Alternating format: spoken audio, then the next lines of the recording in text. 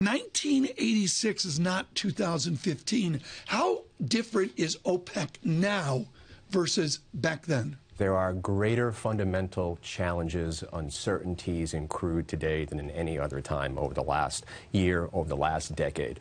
Think about the uncertainty with respect to demand globally, the U.S., the Eurozone, Asia, but also keep in mind on the supply side, you have many dynamics at play. You have a resilient U.S. output. Right. Even after 1 year, you still have growth year over year of approximately 600,000 barrels. We're just making more and more oil. But not only that, but you also have a resurgent Iran that would come into the mix. And they don't get along with Saudi Arabia. So you have Sunni versus Shia. I'm not a geopolitical analyst, but that also enters into the calculus. And you also have a hunt for Saudi market share, Asia, and also in Europe. From where you sit as an oil pro, what's the sweat factor in Riyadh this morning?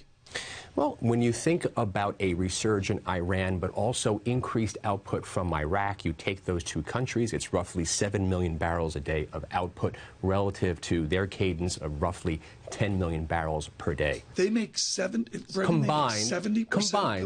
Combined, I did not know that. There's about 7 million barrels a day.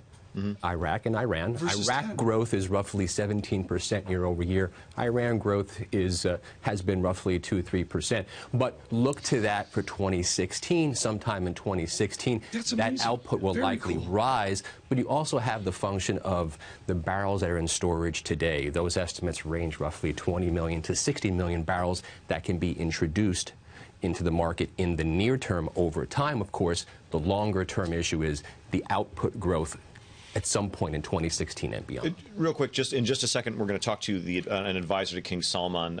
If he asks you, how long is the pain going to last?